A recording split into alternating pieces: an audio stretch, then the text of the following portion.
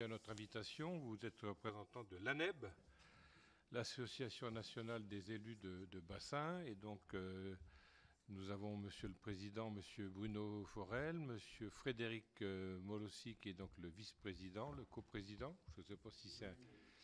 Et puis Madame Catherine Grémillet, qui est la directrice. Et donc, comme vous le savez, donc le Sénat a créé une mission d'information à la demande du groupe CRC. Groupe socialiste écologiste républicain. CERC. SER. Sur la gestion durable de l'eau qui a été lancée donc en février. Et dans le cadre du droit de tirage des groupes. Et donc c'est une mission transpartisane. Nous avons comme rapporteur M. Hervé Gillet, président moi-même. Donc on a débuté déjà nos auditions la semaine dernière. D'ailleurs, c'était la première réunion, c'était avec les agences de bassin. Et on vise donc à entendre, on va entendre le maximum, bien sûr, d'acteurs de la politique de l'eau. Et l'objectif, c'est de terminer nos travaux avant la fin de cette mandature, puisqu'il y a un renouvellement en septembre. Donc l'objectif, c'est de terminer en juillet, si c'est possible. Donc on a souhaité vous entendre parce que les établissements publics territoriaux de bassin sont des échelons essentiels de mise en œuvre de la politique de l'eau. Moi-même, je suis donc membre de l'agence de bassin Loire-Bretagne, représentant le Sénat, puisque maintenant on a des parlementaires qui représentent leur assemblée dans les agences de l'eau, ce qui est une bonne chose. Et donc, le changement climatique conduit bien sûr à mettre sous tension l'ensemble des utilisateurs de l'eau, puisque on voit bien que l'année 2023 démarre un peu mal. Avec un mois de février, on n'a pas vu une goutte d'eau. Après une année 2022 très sèche également. Donc il y a une tension qui risque de continuer avec les utilisateurs de l'eau. Et ça risque d'entraîner une situation peut-être pire cette année qu'on l'a vécu en 2022. Donc vous avez produit, voilà quelques mois, un livre bleu. Je ne sais pas si vous l'avez là, on pourra peut-être... Ah ben on l'a peut-être... Et donc ce que nous souhaitons, c'est que vous puissiez nous apporter votre éclairage, en s'appuyant bien sûr sur vos travaux, et puis en échangeant aussi sur le mode de fonctionnement des agences de bassin, comment vous voyez les choses, est-ce que ça fonctionne bien, est-ce qu'il faut augmenter encore la démocratie participative ou la réduire, ou voir comment est-ce que les moyens sont suffisants, qu'est-ce qu'il faudrait faire pour que ça marche, ça fonctionne mieux. Mais je vais laisser la parole à notre rapporteur Hervé Gillet qui va vous poser un certain nombre de questions et qui va également vous faire des propos introductifs. Bien, merci Monsieur le Président, cher ami. Je vais être assez court parce que le laps de temps qui nous est imparti dans cet agenda très contraint est vraiment particulier. Je voulais vous remercier bien sûr d'avoir répondu à notre invitation. Vous réitérez aussi le plaisir que j'ai de pouvoir suivre vos travaux et la qualité de vos travaux. Et par rapport à l'introduction du président Pointreau, insister peut-être un peu plus dans vos interventions sur la notion de la gouvernance territoriale qui vous est chère. Un des éléments également de mise en perspective, c'est comment on intègre aujourd'hui les politiques de l'eau dans notamment les politiques d'urbanisme, mais d'une manière générale, comment on renforce les politiques de l'eau pour qu'elles soient plus lisibles aussi, hein. Il est question aussi aujourd'hui de la contractualisation dans le cadre des contrats de plan État-région, de s'interroger aussi sur les compétences des uns et des autres, comment on peut voir, comment on peut pousser pour qu'elles s'exercent au mieux, dans un renforcement des principes de la subsidiarité, sachant que aujourd'hui, un certain nombre de questions se posent par rapport à la mise en œuvre des compétences, et bien sûr derrière la capacité des moyens. On a pu évoquer aussi la GEMAPI qui ne peut se mettre en œuvre que de façon différenciée, mais la politique des moyens n'est pas toujours au rendez-vous également sur ces sujets. Et pour conclure, je dirais en quelques termes Aujourd'hui, le but du jeu, c'est d'aller plus fort et plus vite. En mettant en parallèle la loi accélération des énergies renouvelables, il faut mettre en place, en tout cas aujourd'hui, tous les éléments pour accélérer également la mise en place de politiques de l'eau qui soient les plus résilientes et les plus efficaces possibles. C'est peut-être le chapeau aussi un peu général de l'intervention de l'ensemble des acteurs. Voilà, je vous remercie et puis je vous laisse donc la parole. Sachant qu'on précise bien que on est bien là dans une plénière, donc il y a une vidéo et il y aura un compte-rendu officiel, donc on n'est pas en off, je le précise. Merci beaucoup, Monsieur le Président. Merci, Monsieur le rapporteur, sénateur, mesdames, messieurs. Merci de nous accueillir. C'est toujours très intéressant pour nous d'avoir l'occasion de mettre en avant les sujets qui nous occupent quotidiennement sur les territoires. Peut-être rappeler simplement que l'association des élus de bassin, comme son nom l'indique, c'est une association d'élus qui réunit en son sein aussi bien des EPAGE que des EPTB. Ça veut dire que l'idée n'est pas nécessairement de créer une association qui porte une structure, mais plutôt qui porte des gens qui s'investissent au quotidien sur un sujet qu'ils trouvent fondamental. Et nous n'hésitons pas à associer avec force dans nos travaux aussi bien les élus que les directeurs de structure, en un mot, tous ceux qui font la gestion de l'eau. Alors on n'aime pas ce mot, mais du grand cycle de l'eau sur les territoires au quotidien. On représente l'immense majorité de ces établissements, même si tous ne sont pas adhérents, il faut le dire tout de même, mais nous avons un nombre d'adhérents tout à fait significatif. Et vous l'avez souligné, monsieur le rapporteur, nous avons nous avons fait paraître un livre qu'on a appelé Livre bleu, parce qu'il nous était nécessaire de rendre un petit peu un avis après pas mal d'années de réflexion et de travail sur l'état des choses. L'état des choses aujourd'hui sur la question de l'eau, évidemment, il est d'actualité brûlante, mais en réalité, il est d'évolution lente et prévisible depuis pas mal de temps.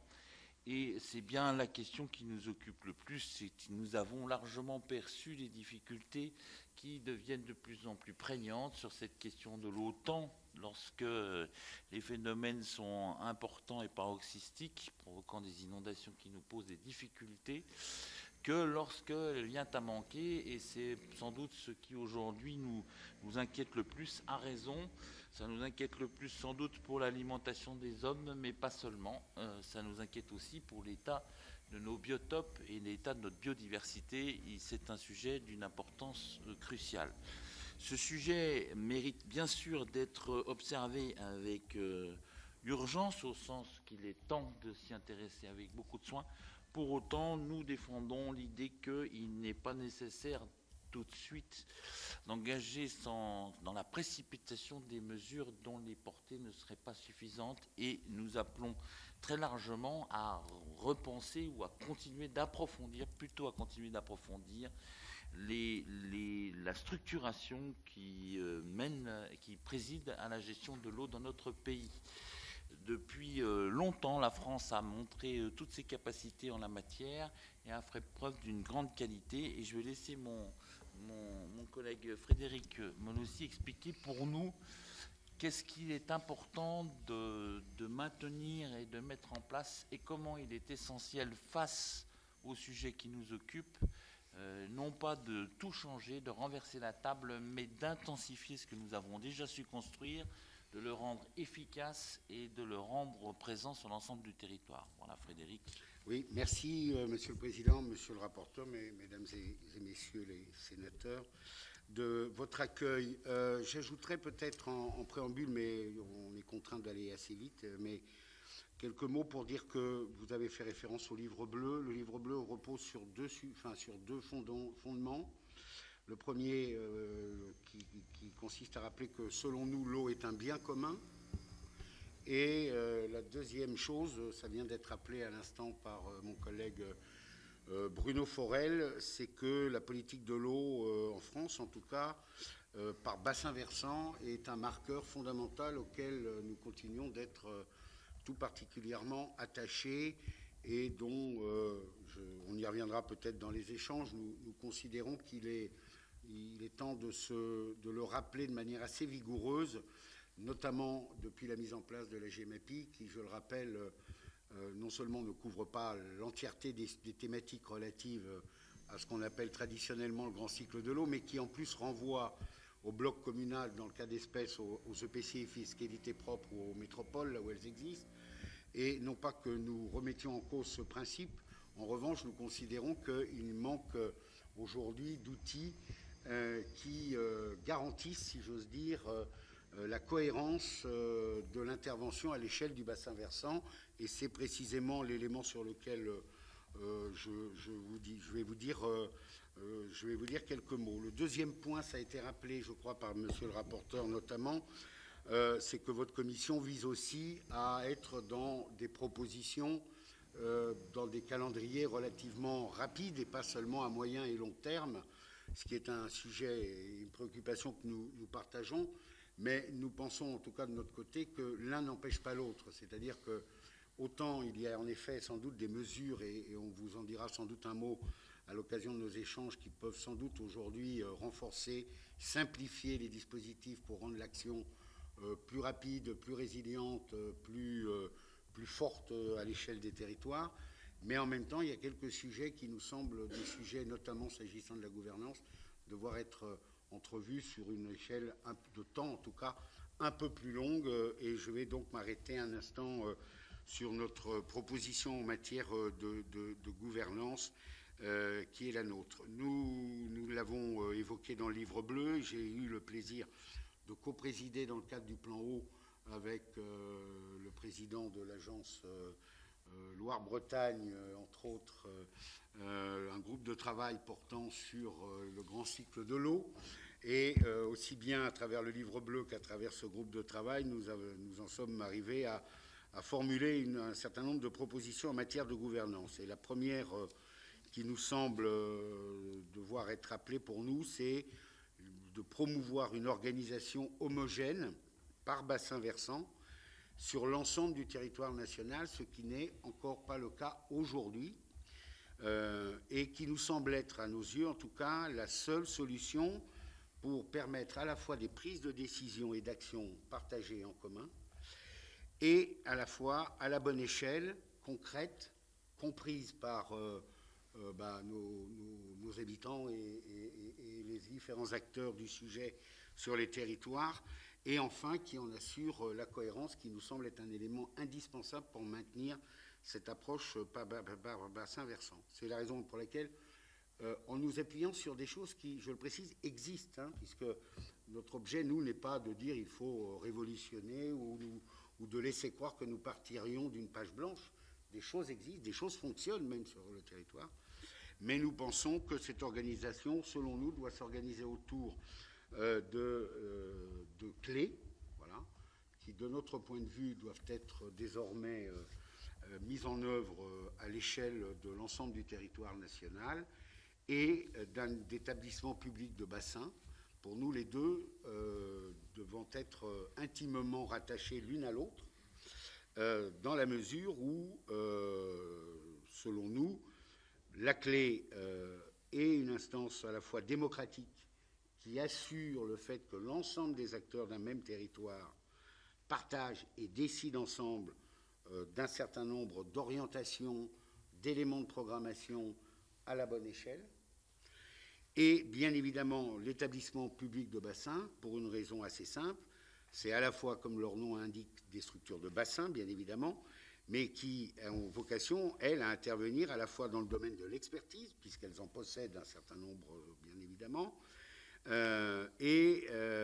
c'est donc ce couple-là, ce binôme-là, qui nous semble aujourd'hui devoir être à la fois renforcé là où il existe, et d'autre part couvrir l'entièreté aujourd'hui du territoire national. Tout ça nous semble aujourd'hui permettre à la fois intrinsèquement la différenciation, qui est aussi un élément auquel nous sommes très attachés, puisque je rappelle que nous sommes une association d'élus et d'élus locaux, voilà, qui intervenons sur ces sujets. Différenciation à la fois en termes d'enjeux, d'acteurs et de solutions, et en même temps qui nous semble permettre ce dispositif d'apposer des règles générales de fonctionnement et de financement, ce qui est un élément évidemment important. Et ouais.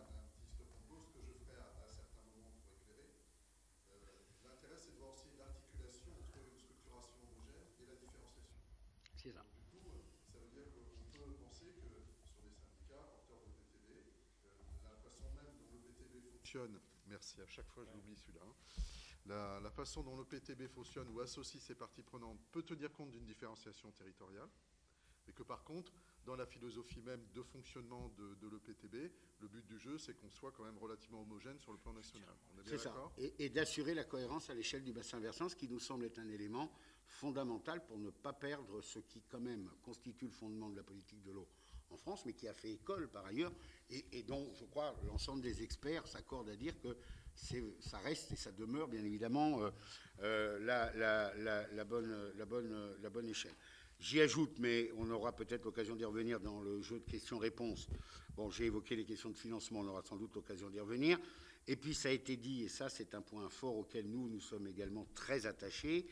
La GEMAPI, notamment, a renforcé, mais nous pensons que depuis le début, la question de l'eau, et en particulier du grand cycle, relève aussi des politiques en règle générale d'aménagement du territoire. Et ça, c'est quelque chose qui nous semble là aussi extrêmement intéressant. On a vu récemment les débats qui se sont ouverts, notamment, je pense, dans le Sud, avec ce maire qui a pris la décision, par exemple, d'interrompre pendant toute une période les permis de construire. Bon, voilà, des sujets qui nous montrent bien que tout ça est partie intégrante d'une politique d'aménagement du territoire et que le développement du territoire sur le plan économique, sur le plan de sa population, sur le plan touristique, sur le plan agricole, naturellement, etc., on voit bien que ne peut pas se passer de prendre en ligne de compte le sujet de l'eau. Et c'est la raison pour laquelle nous pensons en effet qu'il faut renforcer le lien, j'allais dire, organique entre la politique de l'eau et l'ensemble des documents d'aménagement. Ça nous semble là aussi un élément important, à la fois parce qu'il aura bien évidemment toute sa pertinence dans le cadre des perspectives d'aménagement et de développement des territoires, mais aussi parce que ça viendra renforcer la gouvernance de l'eau dans la mesure où on voit bien que si on la laisse un peu seule dans son créneau, si j'ose dire, sans la mettre plus que ça ne l'est aujourd'hui, en résonance avec des sujets qui préoccupent beaucoup les acteurs locaux et les élus en particulier, tout cela viendra nourrir, de notre point de vue, de manière tout à fait intéressante, ces différents sujets. Et puis je vais m'arrêter là. Simplement, je voulais dire, vous comprenez bien, parce que des fois notre discours, enfin ce que l'on porte, je vois bien que, notamment pour les non-initiés, on dit oui, mais il nous renvoie encore à une espèce de technostructure, de machin. D'abord, pour vous rappeler que tout ce que l'on vient d'évoquer existe. Donc on ne propose pas d'ajouter des échelons supplémentaires. On propose, de les renforcer en assurant leur développement sur l'ensemble du territoire, de les renforcer en termes, y compris d'interpénétration avec d'autres politiques publiques, et en particulier celle de l'aménagement du territoire, de l'urbanisme, pour ne citer que celle-là.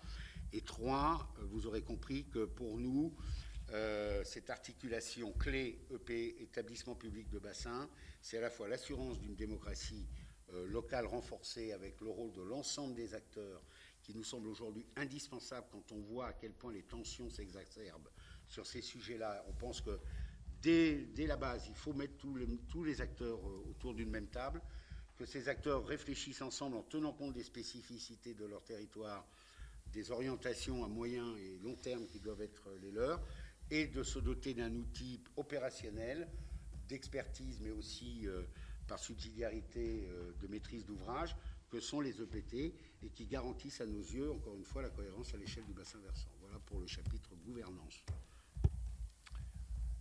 Un mot peut-être pour vraiment bien faire et tenter d'illustrer au mieux notre positionnement. En réalité, tout le monde en est conscient et on en est de plus en plus conscient. L'eau n'est pas un élément de la nature parmi tant d'autres. Rapprochez un petit peu votre micro de votre bouche. Voilà. Pardon. L'eau n'est pas un élément de la nature parmi tant d'autres. C'est un élément fondateur, c'est l'élément essentiel. Et les études prospectives qui sont menées aujourd'hui nous le montrent avec clarté. En Vallée du Rhône, il y a eu une présentation de l'agence Rhône-Méditerranée Corse qui a été faite il y a 2 jours. On a une augmentation des débits d'étiage, enfin, vers l'étiage de 40%. Et on prédit sur la totalité du territoire national français une baisse drastique des ressources météoriques. Donc nous sommes face à un vrai sujet. Y a-t-il donc un endroit sur le territoire national où la question de l'eau ne se poserait pas? Sûrement pas. Vraisemblablement, nous aurons à résoudre ce problème partout. L'administration globale du territoire a été faite et construite autour de l'urbanisation, autour de la capacité de faire organisation sociale sur l'ensemble du territoire. C'est bien normal, mais l'eau répond à une organisation, à une systémique différente, à une systémique par bassin. C'est la conscience qui avait été au moment des années 60, quand les premières lois ont été construites sur la gestion de l'eau, c'était l'idée. C'est pour ça qu'on a fait des grands bassins versants avec des districts, des agences de l'eau. Aujourd'hui, il faut descendre plus bas dans la granulométrie de l'analyse, de la compréhension et des outils. C'est pourquoi nous disons qu'il faut reproduire un dessin, une carte administrative qui se cale sur l'administration, le dessin nécessaire à la bonne gestion de l'eau.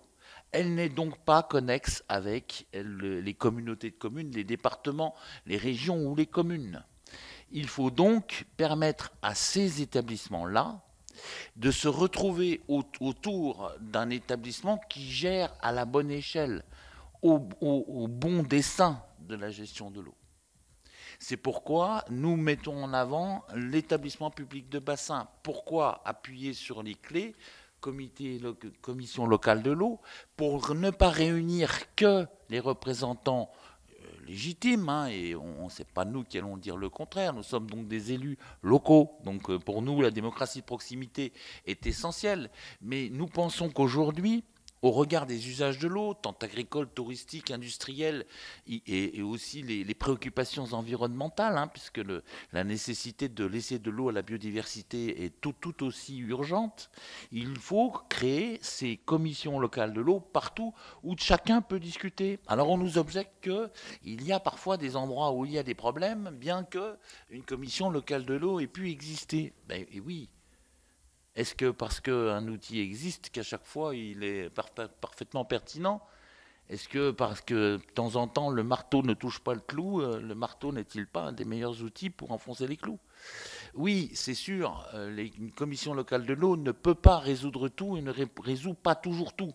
Mais sans cela, le dialogue ne peut pas s'organiser. C'est le lieu du dialogue, c'est le lieu de l'échange, et c'est sans doute le lieu où l'on peut le mieux déminer les inconvénients ou les incompréhensions qu'il y a à créer un ouvrage supplémentaire, soit de protection, soit de l'eau. Juste un petit point, et en même temps, puisque les collègues seront peut-être aussi amenés à poser quelques questions pour des éclairages un peu plus approfondis. Dans le cadre des clés, on est bien adossé au niveau des SAGE, schéma d'aménagement et de gestion de l'eau, des eaux. Et de ce côté-là, on est bien SDAGE, SAGE, aussi dans une forme d'articulation pertinente qui doit aussi se faire. Et la question de la clé, c'est aussi la question derrière de la politique des moyens, par rapport aussi à la mise en œuvre des SAGE. Comment on les finance aujourd'hui? Puisqu'une des critiques souvent, c'est de dire on a passé beaucoup de temps à les concevoir, mais on passe énormément de temps à pouvoir les mettre en œuvre parce qu'on a des difficultés pour mobiliser les moyens. Sur la question... Pardon. Simplement, moi je voulais ajouter quelque chose. Est-ce qu'on n'a pas aussi besoin de simplification dans l'organisation de la gouvernance de l'eau? Parce que nos citoyens n'y comprennent plus rien. Entre les comités de bassin, les agences de l'eau, les SAGE, les SDAGE, les clés, les machins, ça finit par être... Est-ce qu'il n'y a pas une simplification à effectuer? Et puis la deuxième question, je voulais simplement savoir, pour notre information, dans quelle agence de l'eau est-ce que vous êtes membre? Vous êtes certainement membre des agences de bassin. Et dans quel collège vous êtes dans ces agences de bassin? Ça m'intéresse pour savoir comment... Moi, c'est Seine-Normandie au titre de l'EPTB Seine-Grand-Lac. Et en tant qu'élu local? Je suis membre du comité syndical de l'EPTB au titre du conseil départemental. D'accord. Je suis élu. Et en ce qui me concerne, je suis membre du conseil d'administration de l'agence Rhône-Méditerranée-Corse et membre du comité de bassin au titre de ma présidence de l'EPTB SAGE SM3A, donc, qui s'occupe de la rivière Arve, qui part de Mont-Blanc et qui va jusqu'au lac Léman dans l'Arve et après dans le Rhône. Les gens de Haute-Savoie qui vont... Oui, qui je salue la présence de mes sénateurs, deux d'entre eux en tout cas. Merci d'être là. Sur la question des financements, je pense que c'est un vrai sujet. Alors, et puis un mot quand même sur la simplification. Un mot rapide sur la simplification en ce qui me concerne pour donner mon sentiment. Je crois que si on a créé des outils, c'est souvent qu'on avait quand même besoin de résoudre quelque chose. En revanche, c'est peut-être de la manière dont on construit les outils qu'il y a des interrogations à avoir. Et la différenciation entre les territoires, honnêtement, on a bien du mal dans ce pays à laisser vivre la responsabilité, la liberté locale. Un SAGE, c'est pas forcément quelque chose qui doit être pléthorique ni immense. Simplement, lorsqu'on l'écrit ou lorsqu'on le structure de manière à devoir répondre à une quantité invraisemblable d'items, on a le même problème avec les schémas de cohérence territoriaux. Les SCOT font le même problème. Je pense qu'on pourrait simplifier les procédures et simplifier les outils et permettre simplement au débat, à la rencontre, à la construction, à l'échelle des territoires, d'aller chercher les sujets dont on a besoin. Et c'est peut-être comme ça qu'on arrivera à mieux faire comprendre aux citoyens la manière dont on travaille. Et j'insiste aussi sur peut-être les analyses que nous devons faire de manière plus rapprochée, peut-être qu'aussi le pouvoir régalien pourrait nous y aider, sur les documents qui sont en correspondance. Le SAGE est un document qui est en bonne correspondance avec le SCOT, le SDAGE on l'a dit par nature, mais avec le SCOT en termes d'aménagement du territoire. Le SAGE doit d'abord parler correctement à l'échelle du SCOT avant que de devenir une contrainte pour les PLU. Donc on est en capacité d'organiser ces questions-là. Il est vrai que pour les citoyens c'est difficile à percevoir, mais que voulez-vous ? C'est aussi pour ça qu'ils nous délèguent la responsabilité de gestion, pour pas nécessairement rentrer dans tous les détails. Je reviens un instant sur la question du financement, parce que c'est essentiel. La GEMAPI a eu une qualité d'apporter des ressources sur un certain nombre de sujets, et nombre de nos collègues s'en sont saisis. En ce qui nous concerne, par exemple, nous, dans la vallée de l'Arve, l'entièreté de la vallée cotise à la GEMAPI, et de manière partagée entre l'amont et l'aval, avec une clé de répartition qui permet de la solidarité. Et ça marche très bien, et ça nous permet de travailler. Mais il y a des sujets, le grand cycle de l'eau, on n'aime pas ce terme-là, mais on l'emploie, la question des services qu'une zone humide restaurée ou qu'une forêt alluviale de bonne qualité apporte, comment est-ce qu'on la travaille? La GEMAPI ne correspond pas réellement à ce genre de choses. Donc pour nous, la question du financement est essentielle. C'est pourquoi on serait intéressé, autour de l'eau pluviale, autour de cette présence de l'eau qui est de l'ordre du grand cycle, que l'on adosse à ces établissements publics de bassin une compétence spécifique, qui soit une compétence de bassin, qui s'appuie notamment sur la gestion de l'eau pluviale et qui permette, en aménagement du territoire, d'être un appui sérieux aux collectivités, aux communes, aux communautés de communes dans cette gestion quotidienne, et qui permettent aussi d'engager des travaux qui serait sur tout ce qui va concourir à la bonne qualité de la présence de l'eau sur le territoire, tout l'entretien de la biodiversité et du système général de la nature qui permet une qualité d'eau. Les régions et les départements, par leurs compétences en matière d'environnement, pourraient s'associer et retrouver, en soutenance des EPTB, trouver une capacité d'action et un outil de démultiplication de politiques sur lequel ces deux niveaux de structure sont déjà présents. Peut-être sur ce sujet-là, parce que vous l'exposez d'une manière un peu méta, et c'est bien qu'on peut-être on y revienne un peu plus précisément. En fait, il y a si je décris, il y a des contributions efficaces qui peuvent être apportées à partir du moment où on intègre les politiques à tous les niveaux, et notamment au niveau des PLU, aussi des PLUI, parce que la gestion du fil de l'eau, Si le PLU et le PLUI contribuent à développer des zones humides par une meilleure gestion des eaux pluviales, c'est donc des contributions bénéfiques pour un bassin, un sous-bassin. Voilà. Hein, je pense qu'on est bien d'accord là-dessus. Et du coup, ce qui serait intéressant, c'est de voir comment, au travers d'une complémentarité d'intervention, hein, sur des niveaux de collectivité, on peut améliorer le financement de ces politiques. Sachant que sur la GEMAPI, on a un problème aussi aujourd'hui. Il y a de grandes différenciations entre des cours d'eau très structurants et très importants, pas forcément que des fleuves, et puis parfois un chevelu qui nécessite beaucoup moins d'investissement. Or, la nature de la politique réglementaire telle qu'elle est définie et législative fait que c'est le même niveau globalement des outils qu'on peut mobiliser. Donc là, on voit bien qu'on a un problème. Hein, c'est pas tout à fait pareil. J'ai bien reformulé pour que les choses soient bien claires. Personnellement, j'adhère à ce type de démarche, mais il peut y avoir débat, hein, bien sûr, sur ces sujets-là. Peut-être sur la question du financement, dire également que, au-delà du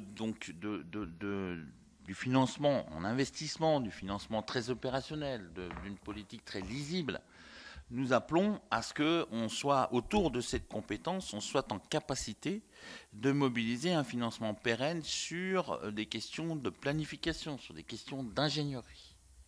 Et pour nous, l'établissement public de bassin est le lieu d'une ingénierie partagée sur ce sujet. C'est pour nous un endroit où on pourrait permettre aux collectivités à l'échelle locale, hein, parce que l'eau, la réussite de la politique de l'eau dans notre pays, elle va s'appuyer sur les efforts des maires, sur les efforts des conseillers municipaux, sur les efforts des départements, sur les efforts de l'échelle locale. Et c'est bien cette énergie-là qu'il faut arriver à mobiliser et qu'il faut arriver à fédérer.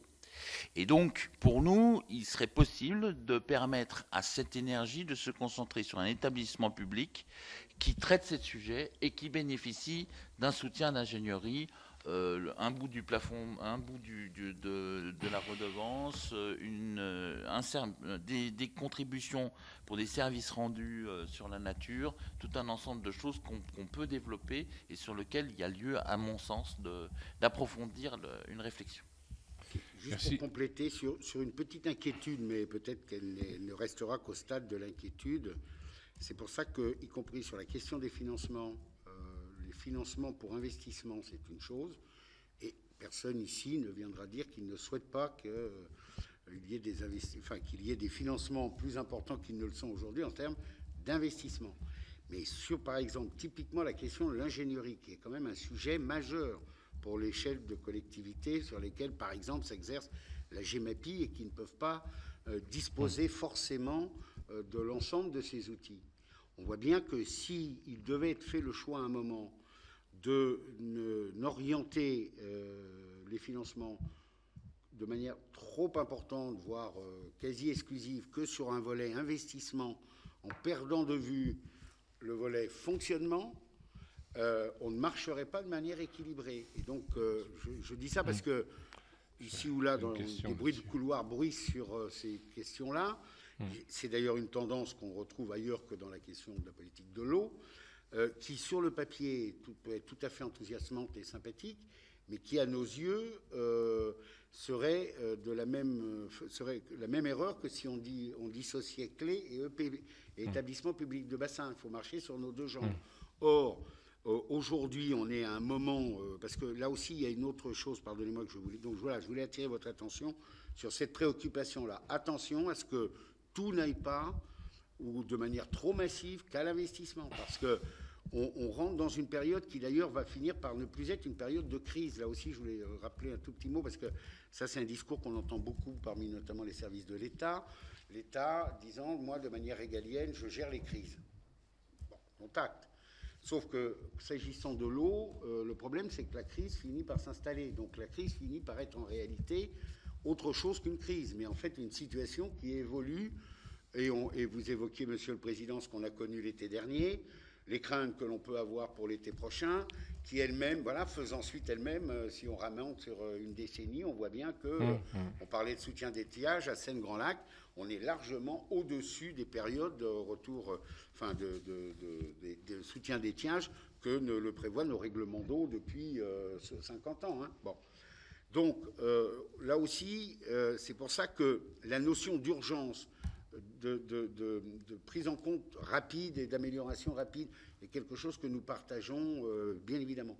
Mais attention, si on ne prend pas garde à retrouver aussi un peu la notion du temps long, on craint voilà, que nous passions à côté d'un certain nombre de choses. Et parmi les éléments de simplification, parce que je partage, Monsieur le Président, on partage tous le fait qu'on en parle beaucoup, mais on ne voit pas venir grand-chose. Bon, d'abord, il nous semblerait, et c'est la raison pour laquelle nous, on pousse à l'idée d'une organisation identique sur l'ensemble du territoire. Ça nous semble déjà être un élément non, à la fois de simplification, mais surtout de lisibilité, de visibilité, parce que ce qui rend parfois très incommodant pour les gens non initiés d'y voir clair sur un certain nombre de sujets comme celui du grand cycle de l'eau, qui est particulièrement complexe et ardu, je le concède, c'est que comme ça n'est pas forcément organisé de la même manière partout, ça rend encore plus compliqué les choses. Deuxièmement, on parle par exemple du SAGE et du SDAGE.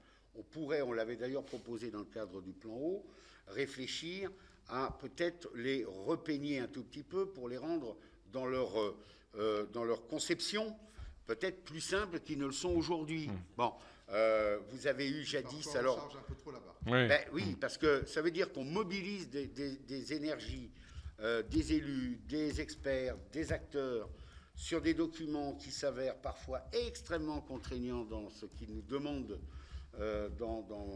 pour les voir aboutir et valider en tant que tels, sans que pour autant, et c'est là où je voulais en venir, ils ne trouvent de traduction, parce que c'est bien pour ça que si on n'est que sur la multiplication de documents, mais qu'à un moment on ne trouve aucune traduction visible, concrète, pour à la fois les élus eux-mêmes, mais pour leur population, évidemment que ça renvoie à cette idée que, bon, finalement, on est dans l'entre-soi, où on fait bon. Et donc, on pense qu'il y a peut-être là des pistes qu'il faut voir avec notamment un certain nombre d'administrations centrales pour peut-être revoir les choses et les simplifier un peu. Il y avait un exemple par le passé, alors maintenant, la terminologie a changé, mais vous avez les fameux PAPI, plans d'animation, qui sont de très beaux outils, moi, je trouve, pour en avoir beaucoup lancé sur le territoire de Seine-Grand-Lac, qui ont ce côté aussi de gestion partagée avec l'ensemble des acteurs. Et c'est quand même le gage, je vous assure, c'est le meilleur gage possible pour essayer d'atteindre le consensus. Et je sais qu'on va en avoir besoin de trouver, en tout cas, si ce n'est le consensus, de la convergence. Mais vous aviez d'abord un PAPI dit simplifié, maintenant le terme a changé. Donc il y a peut-être, voilà, là il y a sans doute des pistes. Bien. Voilà. Je vais peut-être laisser la parole à mes collègues qui ont certainement des questions à vous poser. Ludovic Sylviane, non ? Une question ou une remarque qui va totalement dans le sens des remarques du président et de monsieur le rapporteur, mais aujourd'hui sur l'organisation territoriale, on a quand même une contradiction qui consiste à dire que celui qui est quand même le plus à même de faire une décision en matière de schéma de l'eau, c'est quand même le maire, ou tout du moins une vision d'un élu local, et qu'aujourd'hui on a quand même une compétence qui tend en termes de granularité à monter. Alors sur la définition d'un grand schéma d'un bassin versant, ça ne me dérange pas, mais aujourd'hui on a quand même un certain nombre d'élus qui se disent ne plus pouvoir, notamment sur la partie gestion, alors je sépare aussi, on l'a peut-être pas assez dit, la gestion adduction d'eau potable, sur laquelle il n'y a plus grand chose à dire, ou beaucoup de mots à dire, alors que la partie assainissement, les maires sont encore pas mal confrontés, notamment les petites communes, à la gestion de leur propre assainissement avec des microstations. Voilà. Donc, là, pour moi, il y a quand même un sujet. Et aujourd'hui, le fait qu'on ait encore donné à certains EPCI avec la dissolution de certains syndicats, ça ne fait pour moi qu'éloigner la compétence des élus locaux, mais c'est un avis personnel. Concernant la partie GEMAPI, alors voilà, moi je suis sénateur du Haut-Rhin. L'Alsace, et c'est pas du tout de l'autosatisfaction, a été plutôt bien notée parce qu'on travaille sur le GEMAPI depuis 80 ans avec des ouvrages qui ont été non seulement créés mais en plus entretenus. Voilà, bon, il y a peut-être un petit côté, une petite influence germanique sur le dossier, mais en tout cas, non mais c'est important parce qu'on nous dit aussi que dans certaines régions ça a du mal à prendre. Il faut aussi dire là où ça fonctionne. Voilà. Pour autant, on a aussi des taxes comme tout le monde, et le fait que ce soit géré par les EPCI n'a pas forcément été apprécié par tous les élus locaux. Mais encore une fois, voilà. Moi j'ai cette contradiction-là de nécessité d'être en proximité vraiment sur cette gestion de l'eau. J'ai même aussi un autre projet, mais qui n'est peut-être pas là aujourd'hui, on n'en parlera peut-être pas, c'est sur la capitalisation de la connaissance.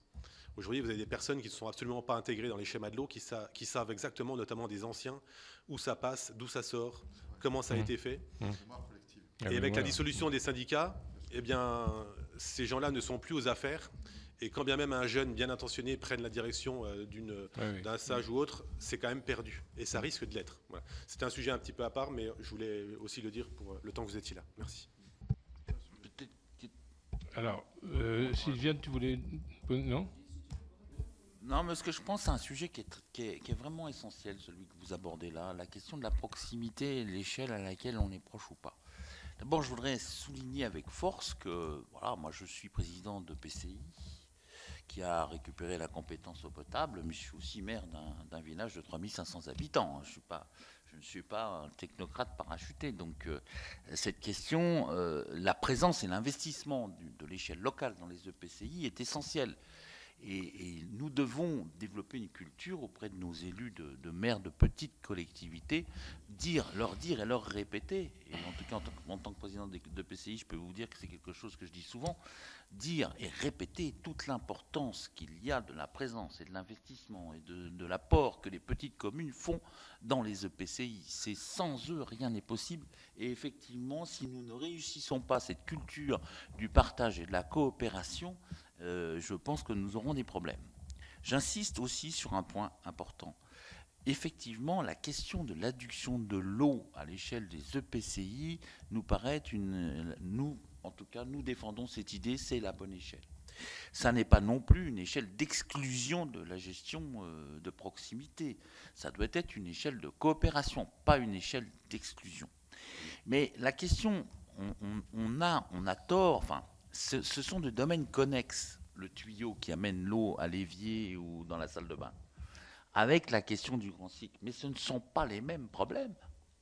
Pour qu'il y ait un tuyau, que de l'eau arrive dans un tuyau, il faut que lorsqu'il pleut, nous ayons correctement géré l'arrivée de cette pluie, que nous ayons conservé des forêts qui sont capables d'être des réservoirs d'humidité, que nous ayons une connaissance de la nappe phréatique.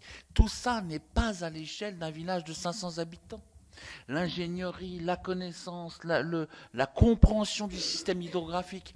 Pour vous donner une idée, une vallée qui est le PTB auquel je participe est très petit à l'échelle du territoire. Rien à voir avec celui de Frédéric. Seine-Grand Lac, plusieurs régions, plusieurs départements. Bon, la vallée de l'Arve, ça part du sommet d'une montagne et comme c'est très encaissé, assez rapidement, ça se jette dans le Rhône. Donc ça va assez vite. Nous n'avons pas une cartographie précise du circuit de l'eau depuis le sommet du Mont Blanc jusqu'à l'exutoire de l'Arve. Nous n'avons pas cette cartographie. Nous sommes bien meilleurs qu'il y a 20 ou 30 ans, mais nous ne l'avons pas. Ça n'est pas à la portée d'une commune. Et c'est bien de ça dont il s'agit.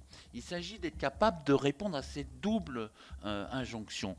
Conduire de l'eau par le tuyau au plus près de manière très efficace et aussi mettre en évidence et aménager le territoire pour que la ressource soit à disposition. Et c'est le même problème que l'eau pluviale, parce que l'eau pluviale, bien sûr, c'est les maires qui vont la gérer, leur eau pluviale. Mais ils l'ont gérée jusqu'aujourd'hui, on l'a beaucoup géré au tuyau, depuis des siècles, on gère ça au tuyau. On se rend compte que ça pose des problèmes. Ça nous pose des problèmes sur le régime des rivières, ça nous pose des problèmes sur la réalimentation du sol en eau.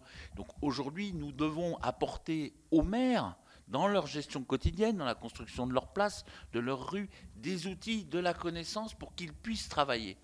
Il ne s'agit pas de décider à leur place, il s'agit de réunir la connaissance, donner les moyens de faire un travail, de faire évoluer leur capacité de travail au quotidien.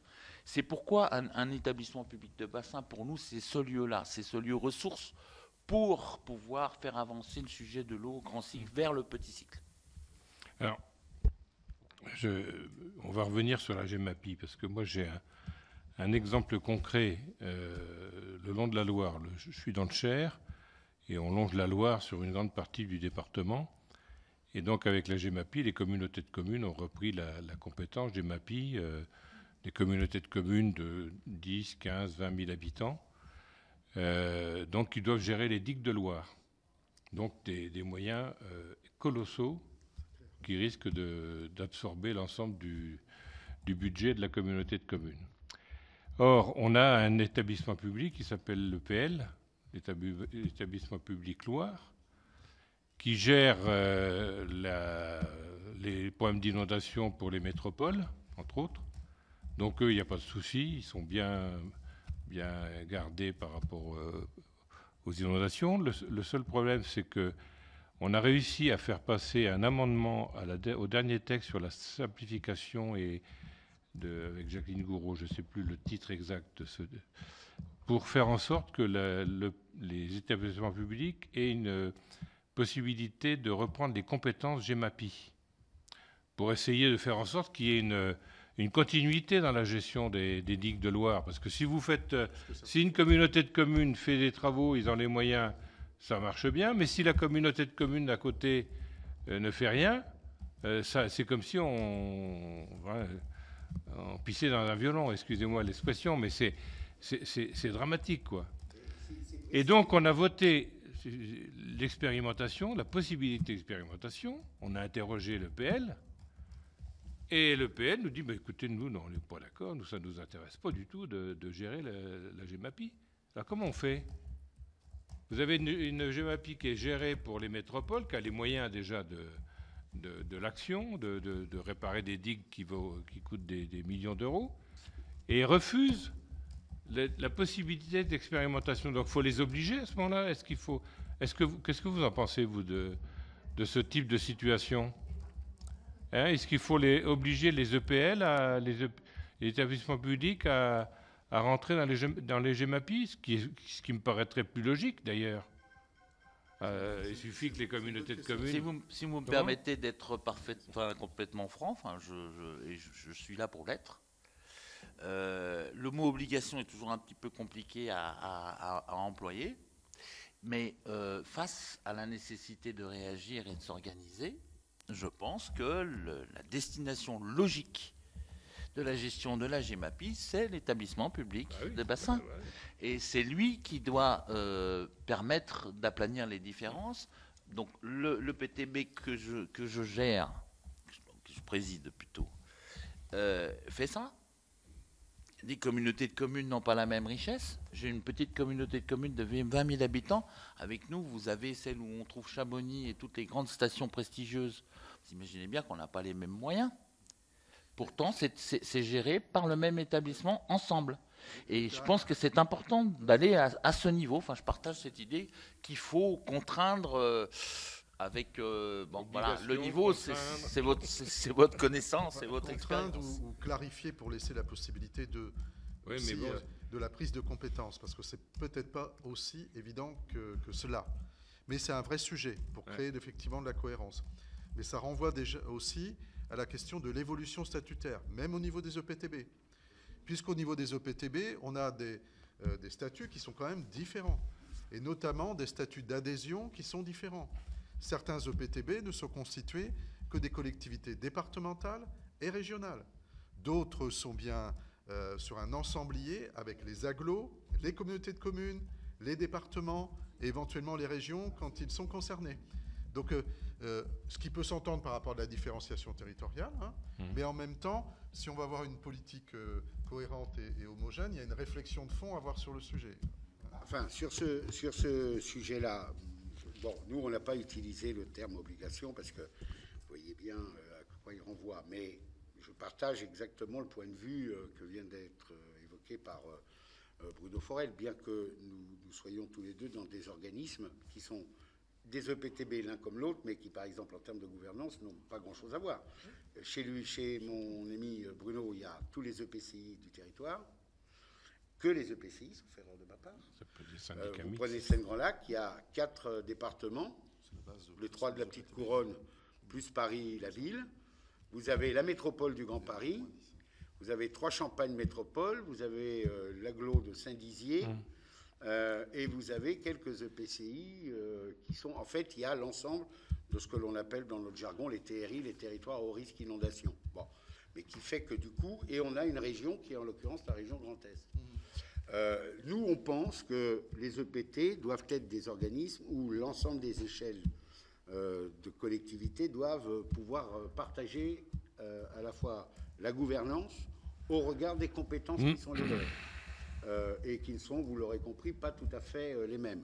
Quant à la question de la GEMAPI, je partage l'idée qu'à terme, les EPTB doivent en tout cas, prendre en compte ce sujet-là, parce que non seulement c'est un des éléments, même si encore une fois la GEMAPI ne couvre pas l'entièreté de tous nos sujets, mais c'est effectivement la question, y compris de la solidarité qui se joue. Parce que vous voyez bien que quand la métropole du Grand Paris a levé pour la première fois la GEMAPI, elle l'a fait à hauteur de 60 centimes, multiplié par 7,2 millions. Prenez 3 Champagne Métropole qui avaient un problème comparable à celui que vous évoquez sur son régime d'endiguement, qui n'avait jamais fait l'objet du moindre investissement, pour la plupart depuis la fin de la Seconde Guerre mondiale. Bien. 22 millions d'euros d'investissement pour une collectivité d'environ 120 000 habitants. La taxe GEMAPI est à 15 euros. Bon, et avec ça, ils refont le système d'endiguement, mais ils ne peuvent pas faire forcément l'entièreté de tout le reste qui serait pour autant nécessaire dans le cadre de la mise en œuvre de la GEMAPI. Donc, on voit bien là aussi que s'il n'y a pas à un moment un système de gouvernance qui puisse introduire l'idée d'une espèce de péréquation, de solidarité amont-aval, urbain, rural, bon, et qu'on ne renvoie ça qu'à l'échelle des collectivités qui elles-mêmes perçoivent la fameuse taxe, nonobstant le fait que, comme tout élu local aujourd'hui, de manière très transpartisane, le levier fiscal n'est pas forcément celui sur lequel on appuie le plus volontiers. La conjoncture du moment fait qu'on y appuie encore moins de manière volontaire. Bon, et on voit bien pour autant que, vous voyez, 7 millions d'euros fois 60 centimes, c'est une chose, 15 euros fois 120 000, c'en est une autre. Et pour autant, en matière notamment là d'investissement, on voit bien que les sommes sont sans commune mesure au regard à la fois des enjeux locaux, mais qui sont aussi des enjeux de bassin, parce que vous voyez bien qu'un système d'endiguement correctement entretenu, protecteur pour la zone urbaine de Troyes, nonobstant l'immédiateté du périmètre, c'est aussi une garantie pour qu'en aval, le Parisien dans la zone dense ait peut-être un peu moins d'eau qu'il n'en aurait. Et donc ça suppose qu'on ait cet outil, selon nous, voilà, qui garantisse cette cohésion à l'échelle du bassin versant, que sont les établissements publics de bassin. Et donc on va dans le sens que vous indiquez. Alors après, il y a la question d'obligation, mais bon. Après, il peut y avoir aussi des leviers. Parce que, par exemple, vous parliez de l'EPLOIR. Incitation. Incitation, mais prenez, par exemple, on nous dit, tiens, l'État nous dit, engagez-vous pour les PTGE, là, formidable. Il se trouve que dans votre EPTB, oui... Les PEC. Non, les PEC... oui, bon, les PEC, pardon. Allez, engagez-vous. Le Péloir s'engage de manière extrêmement volontariste sur le sujet. Aboutit à un très beau document. Plus-value au bout du bout. Zéro. Vous prenez, dans d'autres domaines, vous prenez les PTGE, où là aussi on dit aux collectivités, parlez-vous, élaborez des documents, faites consensus. Vous faites des PTGE, vous aboutissez à des consensus qui parfois, vous le savez mieux que moi, mesdames et messieurs, sont parfois fragiles. Tout ça tient d'une espèce d'alchimie un peu curieuse entre les relations, l'intérêt général, la thématique abordée et l'interpersonnalité des relations qu'on peut entretenir les uns et les autres, au-delà de nos différences. Résultat des courses, quand l'État voit arriver le PTGE, l'État s'autorise le droit de choisir dans les différentes dispositions qui sont dans le PTGE, celles qu'elle va financer et celles qu'elle ne financera pas. Ce qui a pour but non seulement de décourager l'investissement, mais en plus, la plupart du temps, de rendre caduque le travail d'équilibre et de consensus. Voilà des choses aussi sur lesquelles on pourrait réfléchir. Merci. Madame Blatrix. Merci, Président. Merci beaucoup. Peut-être, bon, on a un temps contraint. Oui, on n'a plus que 9 on a les QAG, 8 minutes. Mais voilà, peut-être nous préciser par écrit les pistes. Vous avez évoqué la question de la simplification des documents, notamment des sages. voilà, les pistes que vous envisagez sur le sujet, nous en dire un peu plus sur les risques du financement de l'ingénierie que vous avez évoqué, et peut-être aussi évoquer un autre sujet. Bon, vous avez les syndicats de rivière, les épages maintenant, qui sur un bassin versant correspondent à une politique cohérente, mais par exemple le long d'un fleuve comme le Rhône, parfois on observe qu'il manque de coordination entre les structures amont et aval. Et voilà, c'est comment essayer de résoudre ce nœud. Moi, sur mon territoire, j'ai cette difficulté-là. Et puis, on a aussi, dans ces structures type EPAGE, parfois des difficultés de gouvernance du fait que les collectivités adhérentes, souvent des EPCI, mais parfois des communes pour le hors GEMAPI, ne transfèrent pas tout à fait la même chose. Ils transfèrent le GEMAPI, mais pas forcément tous les items du hors GEMAPI, ce qui complexifie quand même le fonctionnement. Je vais en même temps laisser la parole à Sylviane Noël, comme ça vous allez pouvoir répondre et conclure. Voilà. Oui, merci Président, et merci messieurs pour vos propos très éclairants. J'ai la chance d'être issue d'un territoire souvent cité en exemple en matière de gestion de l'eau, et je tiens vraiment à saluer l'engagement de Bruno Forel à la tête du syndicat donc EPTB, qui assure chaque jour, non seulement en qualité, en quantité, et puis aussi en conflit d'usage, parce qu'on est soumis à de nombreuses pressions, de nombreux enjeux sur ce bassin. Donc c'est un fait, et on l'oublie un peu trop souvent, mais aussi en matière de prévention des risques naturels, sur lequel, là aussi, les EPTB font un travail remarquable, notamment en territoire de montagne. Moi, j'avais juste deux questions, mais vous y avez déjà partiellement répondu.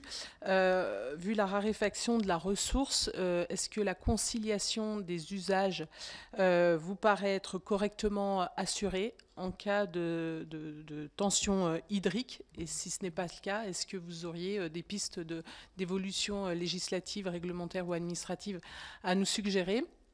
Et puis, j'aurais aimé avoir aussi votre avis sur la question du réemploi des eaux usées, sur lequel notre pays est très en retard par rapport à d'autres pays européens. Je pense à l'Espagne qui réemploie à peu près 20% de ses eaux usées, alors que nous sommes qu'à 1%. Qu'en pensez-vous? Merci. Quelques éléments. D'abord, peut-être vous dire, madame, qu'on n'hésitera pas à vous faire suivre les quelques réflexions qu'on peut mener sur les sujets évoqués. Sur la question des différences structurelles nombreuses qu'il y a, et parfois des difficultés du coup qui proviennent de l'originalité ou des produits de structure qui ne sont pas réellement des produits de raison, mais plus des produits d'occasion ou d'arrangement politique, c'est bien ce à quoi on appelle. Il semble quand même que dans notre pays, le fait que dans toute commune de France, il y a un conseil municipal élu de la même manière, avec un règlement des assemblées qui, même si une liberté est laissée, doit fonctionner par délibération, qu'elles doivent être publiques, que tout ça est encadré, ça permet quand même une sorte de simplicité, de simplification du sujet. En fait, ce à quoi on appelle, c'est une structuration plus claire de cette gestion de l'eau et du fonctionnement des établissements publics de bassin.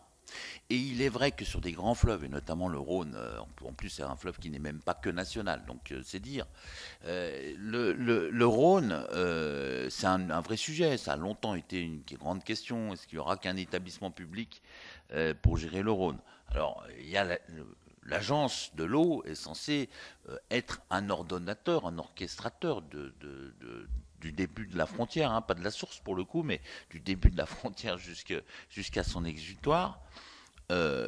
Personne n'empêche, dès lors que nous aurons des établissements publics de bassin correctement structurés, armés pour répondre à leur sujet, personne ne les empêchera, sous l'égide de l'agence de l'eau, d'organiser des coopérations qui tiennent debout. De la même manière, personne ne dit qu'il faut qu'il y ait un établissement public de bassin pour chaque micro-bassin. On peut tout à fait imaginer un système qui permette à un établissement public de bassin de gérer et de faire vivre ensemble même des actions qui sont de l'ordre de l'EPCI sur la question de la qualité d'une petite rivière ou d'un petit cours d'eau. Nous n'appelons pas à la disparition de toutes les habitudes ou de toutes les choses qui sont bien faites. Nous appelons à une structuration claire de cette question. Sur la question du réemploi de l'eau, si on l'a pas beaucoup fait dans notre pays, c'est qu'effectivement on s'est beaucoup concentré sur le tuyau unique et que le double tuyau, c'est quand même extrêmement coûteux en termes de structure.